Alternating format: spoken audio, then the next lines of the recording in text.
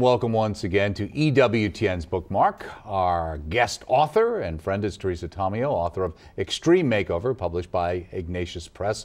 And of course, Teresa, well known here on EWTN from radio, right? Daily radio program, and also a couple of television programs, and an author. You keep very, very busy. Great to see you again. Thanks to you guys keep having me back. Thank you very much. Right. Yes. So we've got Noise and Newsflash, a couple of books. You All Things Girl, Right. which we made into a series as well, idea, and now The Catholic View for Women also is Right. another one that you've been a major proponent of and one of the hosts of that program, and we've gotten some good feedback, I think, from that program as well, right? Yes, so really good feedback. So we're excited. We're taping new episodes, and you've been gracious enough to keep us on the air. So we'll be back at it. That's right. It's part of our charitable work here at EWTN, of course, is reaching out to those in need. The subtitle is Women Transformed by Christ, Not Conformed to the Culture. Now, this whole idea, we think about the All Things Girls kind of dealing with young women, and you deal with the media, Noise and Newsflash, and a lot of the coarsening in the media. Is this all coming together in a sense in this book? Yeah, why I did this particular book, Doug, was because when I was doing the research, especially for Noise, I noticed that a lot of the media attacks were against women. If you look at the over-sexualization of girls, objectification of women, the whole trafficking issue. But I thought this was all supposed to be freeing for women. That was that's the whole exactly 60s, the point 70s of the book. Exactly, deal, because right? I went through my own extreme makeover. And when I started to study church you pulled teaching, out your old Ms. magazines? Yes, really. Well, don't laugh, because that's where I was. You have your now pin? Yes. I threw that away. Okay.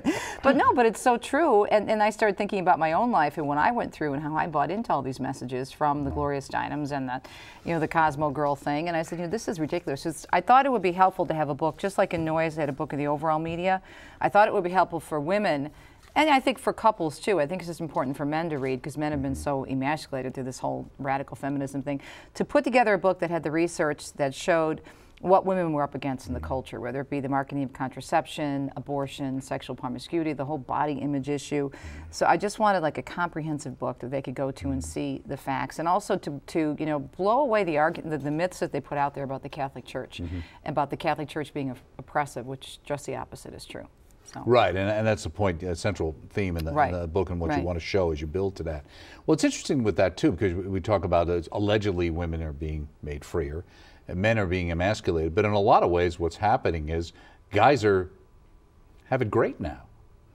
They do and they don't. They do have, I guess, in the sense if you consider, from the 60s view of things. Right, the Playboy view But of I things. really don't think so, and I'll tell you why, because I've talked to a lot of guys who've gone through divorce or have had problems finding, really getting to know a woman because they automatically expect them to jump right into bed. And I remember having a very interesting conversation with a man on the plane. This was just about a year ago. I was coming home from a women's conference that I did not too far from here in Georgia, and he asked me what I did, and he was a fallen away Episcopalian. We started talking about religion, and he was, I don't know, in his early 60s.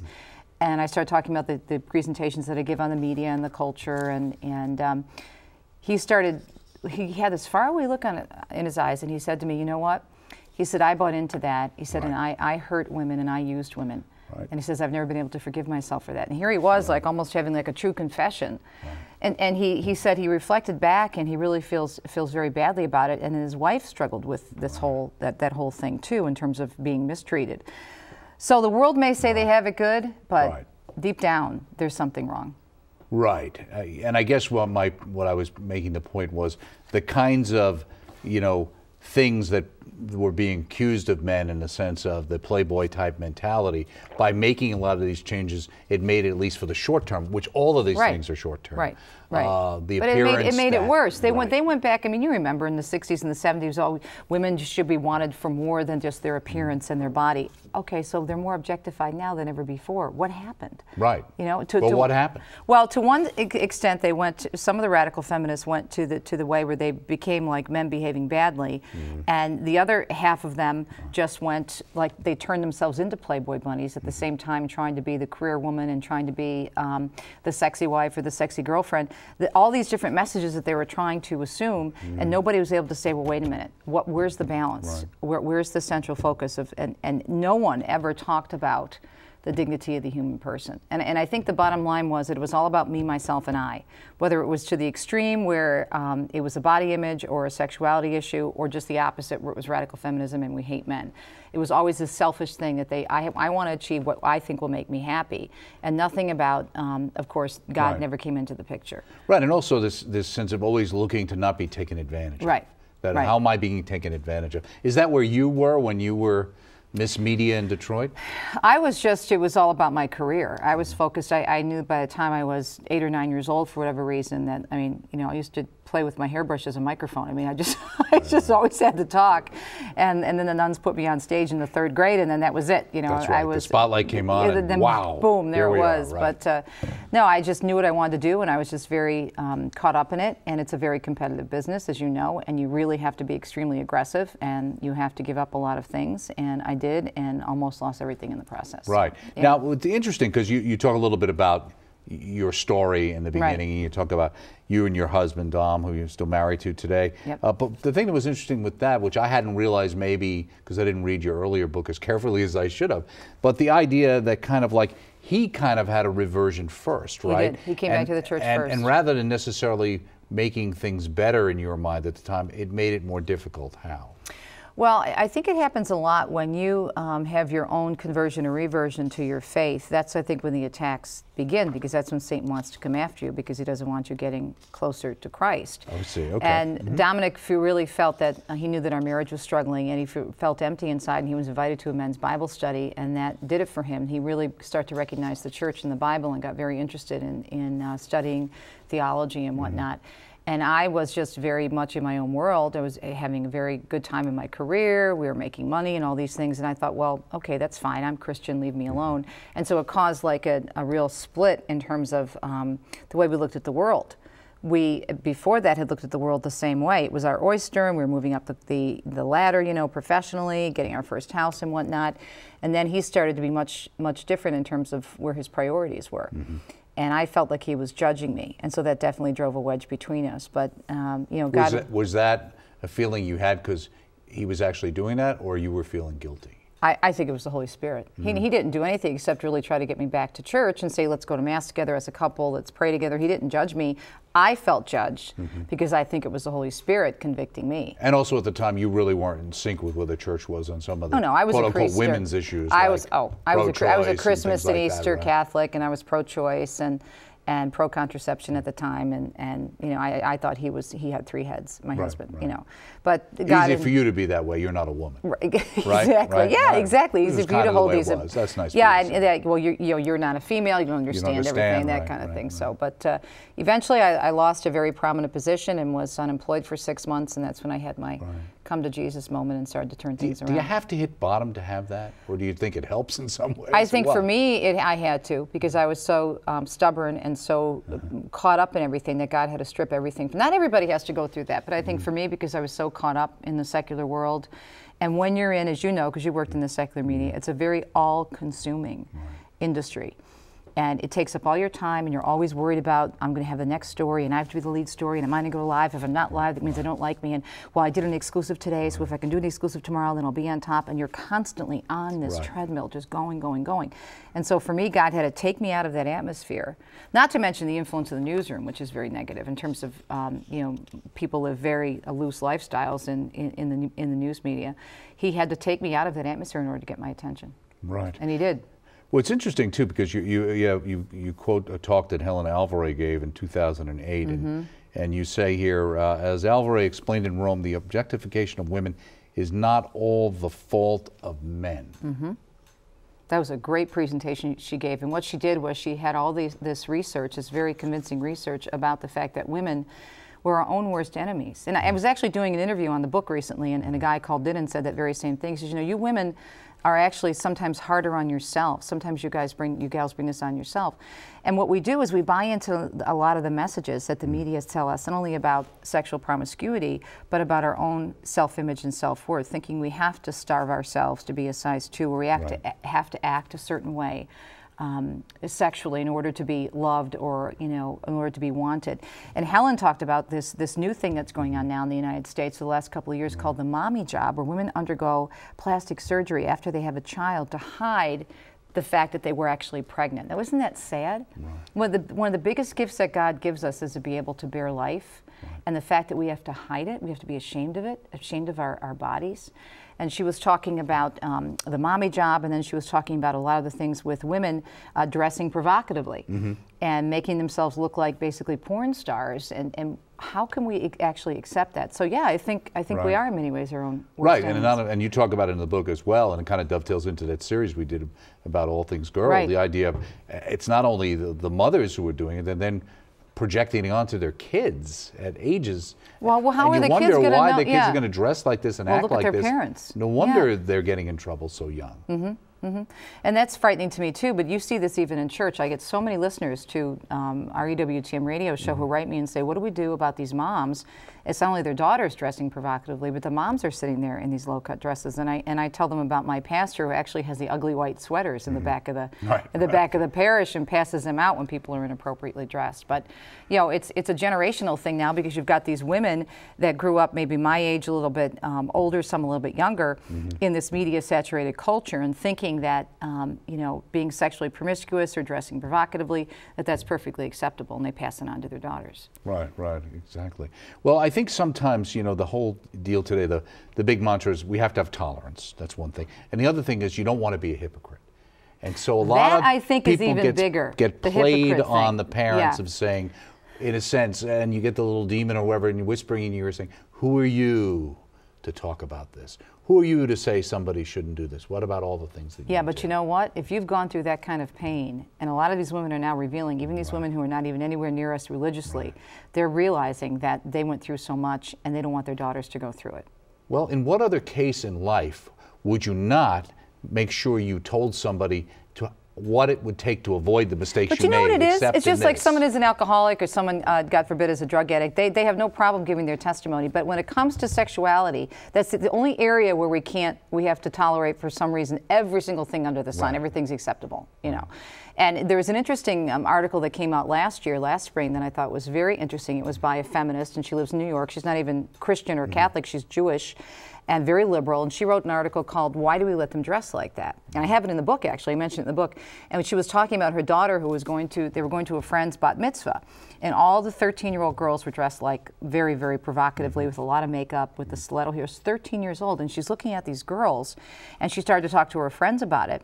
And the big thing was the mothers didn't want to feel like, as you said, hypocrites. But they all, amongst themselves, were talking and said they all had regrets about the way they lived their lives sexually, and that they didn't wait till marriage. Right, but at the same time, what you have is, though they think that themselves, they're embarrassed to say it because they think they're the only one, that they're going to be chastised for being old school or old-fashioned. But when she wrote that article, it appeared in the Wall Street Journal, and everybody was very, very happy that somebody finally spoke up in that type of a circle, in that very liberal environment from New York and that area. And so this is, I think, a beautiful way. This is a great way to evangelize people, because sometimes if you talk about the documents, now this is a Catholic book, so I wanted to make sure it was full with Catholic teaching. But when I speak in secular arenas, I don't necessarily go to Humanae Vitae or the Papal Letter to Women or Mulieris Dignitatem or any of the documents. I use stories like that because that shows natural law revealing itself. It's unnatural what these young girls are doing. It was unnatural what their moms did, and now it's coming out. And these are the kind of examples that say, well, look, this is what the church is saying. It's actually what Humanae Vitae is saying. When Humanae Vitae, when the American Psychological Association came out with their study for girls in 2004, Dr. Pia De Seleni and I did an examination side by side of those two things on my show. And it was kind of funny because the AAP is about as liberal as the day is long. And here you have Pope Paul VI with Humanae Vitae say, hey, guess what's going to happen if we accept all this stuff? And women are made to feel like objects. Guess what's going to happen? Boom. The American Psychological Association says when girls are made to feel objectified and only wanted for their appearance or sexuality, well, guess what? Church said it a long time ago. Right. Now you say my prayer and hope is that this book, Extreme Makeover, will be a top reference book for women who want to understand what our culture has become and the church's response. And you say, to this end, I've included end of chapter reflection questions and a resource guide. as well as a media makeover and a spiritual beauty regimen that you have in the book. You also have some testimonies kind of at the end of the book, too. Yes, I actually have the two co-hosts of The Catholic View, Astrid Benedict Gutierrez and also Janet Morena, and then several women that I know back home in the Archdiocese of Detroit who are very active in speaking in pro-life ministry. And one is a medical doctor who was an atheist and converted. Another is a pro-life activist who never left the church but really struggled with the whole teaching on contraception. And others are women who actually just came to a point where, like me, they fell away from the church and then gradually came back. So very, very different testimonies and reversions and conversion stories. In Chapter 2, Media Mania and the Feminist Mistake, there's a quote, "Whoever controls the media controls the mind." Was Jim Morrison actually coherent enough to actually say that? I don't know at the time, but I like the quote. It's a great quote. It was his early days as a poet, I guess it would have been. But, you know, one of the things that strikes me, too, in talking about the book, and what you just said there, for people to realize what's going on, why isn't it obvious to women that this is going on? Because they've been so convinced by the culture that this is the way they have to live. And what you just said, they're afraid that they're going to be alone and they're going to be outcast, even though they're miserable. Right. They think that, you know, this is supposed to be normal to be able to jump, you know, from bed to bed. As a matter of fact, I have a story in there about a theologian that I interview quite often on my show, and she was approached by a college student a few years ago who told her that I thought, you know, because right, you have that in the book, yeah, right? I have it in the book, yeah, and she's and she's basically talking about you know, living the single life and being chaste. How we're all called to be chaste as Catholics, whether we're single or married. And the girl comes up to her and she's amazed. She says, "You mean to tell me that I'm not supposed to sleep with somebody before I get married?" She thought that she basically had to, that was a rite of passage, that she had to go ahead and, I mean, this is the world we live in now. It's craziness. Right. It's Phil Donahue view of what we're supposed to be doing. You talk about a perfect cultural storm. You talk about the decline in morals and widespread falling away from the church as the result of what I refer to as the perfect cultural storm of the 60s. What was that? And why are we still living in it?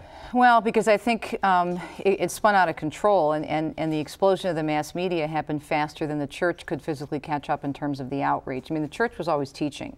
Of course, you know, with Pope Paul VI, that came in a very tumultuous time. Vatican II, we have Humana Vitae. At the same time, you have the Vietnam conflict. You have the explosion of the mass media. You have, you know, the whole Make Love Not War. You know, the flower children, all of this going on. And all of a sudden you couldn't trust authority anymore. And here was the church still teaching from the very top, but by the time it got back, you know, down to where it was supposed to be with the laity, we had lost a lot of ground. And so everything coming together and getting to like this boiling pot where so much was pushed aside, and we're still trying to, I think, catch up and make up for that time. You know, and the media, I think, really had a big impact on it, the way it just exploded so quickly. Because if you remember, Hollywood used to go to the Catholic Church for advice on films. Remember, they'd had, and Frank Capra was very involved in that, and others, and the church's opinion on things was really expected, and expected and respected. I mean, when I was growing up, and I'm 52, I remember being able to, around Easter time, always see King of Kings, all these really great movies, you know, Barabbas, that were on, and they were repeated all the time, The Robe. Do you ever really see that anymore? I mean, around maybe once in a while on a religious channel. In a world of 500 channels, you probably can. Yeah, but not as prominent as it was. But it's not as focused, right? And there's not this sense that it needs to be there.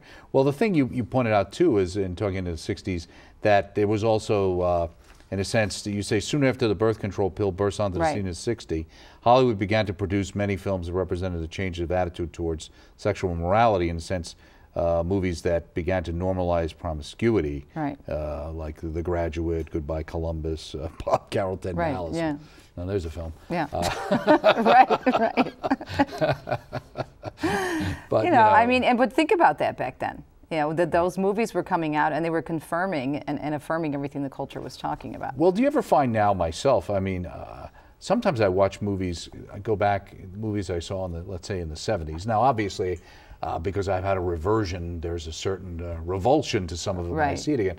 But even on top of it, I'm surprised when I go back and I watch something like An Unmarried Woman or one of these, and realize that I thought this ridiculous storyline was perfectly valid. And, you know, you have Woody Allen, you know, in love with a girl who's 13 years old in the movie Manhattan.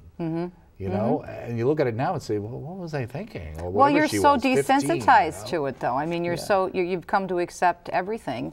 And as long as it makes someone happy and you're not, quote unquote, hurting someone and you're going along your life, I think a big part of the problem is that we never really stopped to think about stuff. At least I didn't. I was just so busy in my own world trying to reach my own goals and achieving what I wanted to achieve, that whatever anybody else did, I really wasn't too worried about. It wasn't about them, it was about me. Right. You say in the Free Sex and the Contraception Deception chapter, sending the wrong message. One of the saddest aspects of the selling of sex is how the assumption that casual sex is okay is being passed on to the next generation of women. And you kind of talk a little bit about that HPV kind of whole thing with the vaccine and cancer and how those things kind of get sold in too, right? Right. We remember last year in California where they banned tanning salons for minors, but then Jerry Brown signed the bill for the HPV vaccine for 12-year-olds to go in and get it without their parents' consent. Right.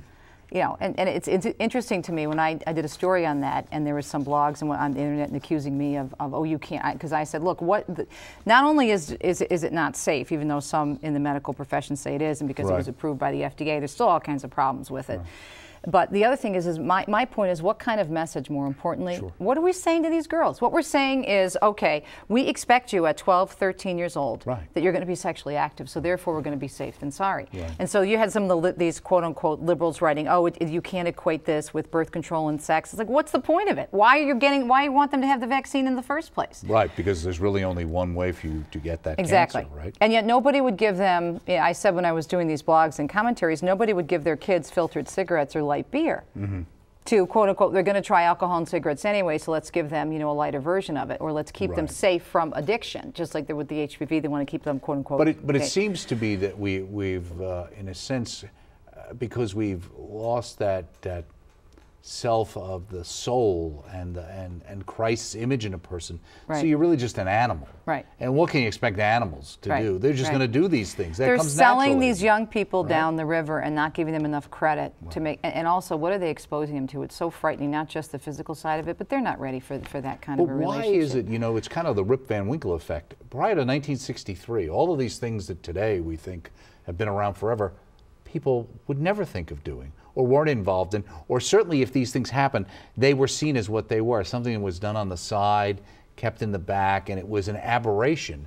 And instead we take the aberration and make that mainstream, and take what used to be mainstream and make that the aberration. Because it's been the slippery slope. We've started to push it, starting with the 60s, and more and more with the explosion of the media, we're seeing these messages over and over again that it's okay to sleep with whomever, to marry whomever, to do what you want, abortion, all these different things.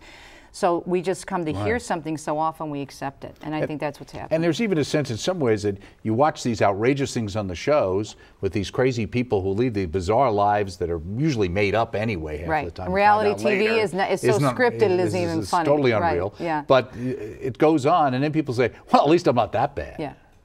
Well, I think it's kind of like a voyeurism thing too, and you remember we in the secular media, we used to cover these different stories, and it was always the people, they watch these blood and gut stories, I believe, on the news because, as you said, it's not them, it's somebody else, and they can look at, kind of feel sorry for someone and say, okay, reflect on their own lives. That's why the soap operas, the research has been done on the soap operas, that's why they became so popular, because the lives were so messed up, and people could watch and say, oh, my life isn't that bad. But the soap operas are being hit now by the reality shows, which are really taking over for the soap operas. But, average person's lives aren't that interesting. And so we got to spice it up. We got to write some stuff, and we got to. And people are sitting on the shows being told, "Listen, if you don't do something outrageous, my friend, you're not going to be on next season." Exactly. And then it just becomes, I mean, what came first, the chicken or the egg? And people think this is normal. And Lord help us, you have the Jersey Shore and these other awful shows, the Housewives of this county, that county. I mean, seriously. And it's because we so are looking for, and the other thing too is people want their 15 minutes of fame. That never, Andy Warhol said that that's never gone away. That's right. People will do anything just to get in front of a camera, it seems, and it's because of this. A big part of the reason is, well, first because we don't have that connection with God, but also when you add in this journey that people want to get accepted and loved. They think that the way to do it is, well, I just put myself out there. If I do something a little bit more provocatively, maybe if I get on TV, but caught up in this whole media whirlwind that's out there. It's very frightening. Well, I know, and you're the one with all the statistics, so I'm sure you come across it, but I've heard, at least in general, the idea that when they ask young people what they want to be famous. They want to be famous. That came out in a survey, and that was in the All Things Girls book. But it doesn't seem to matter how I'm famous. Infamous is as good, if not better, than famous. Right. And it's interesting. I find that when I go speak to schools, because when they tell the kids that I'm on, television, on Catholic TV, and on Catholic radio, they are interested. That piques their interest because this is somebody who's in the media, and the media is so prevalent in their lives. I mean, the Kaiser Family Foundation says kids are using 50 hours of media a week, which is more than a full-time job. So, but it's craziness. We got to get back to square one, and that's what I'm trying to do. Right. So how long did it take you to put this book together? Well, I had a talk that was pretty much a lot of the research. Obviously, not as much. It's over 200 pages. But I started doing the Extreme Makeover talk based on some of these Extreme Makeover shows that we saw a couple of years ago. The book only took me about 2 months to write itself, to put it down. So. And when do you usually write? Before your radio show? After your radio show? After the radio show. After radio show. But I'm always collecting articles and looking for things media related. But to me, it's not like work. I love what I do. I love the show. I love talking about the church and the teachings, and I don't know, I have a lot, as you know, I have a lot you. I'm an East Coast person. That's right, East Coast person. Well, great. Keep up the great work. Much. Keep up that high energy. Thanks so much. I'll try. Teresa Tomeo, author of Extreme Makeover. It's published by Ignatius. It's Women Transformed by Christ, Not Conformed to the Culture. Available through the EWTN Religious Catalog. Check it out. And check out Teresa's radio show on the EWTN Radio Network. I'm Doug Keck. Join us next time right here on EWTN's Bookmark.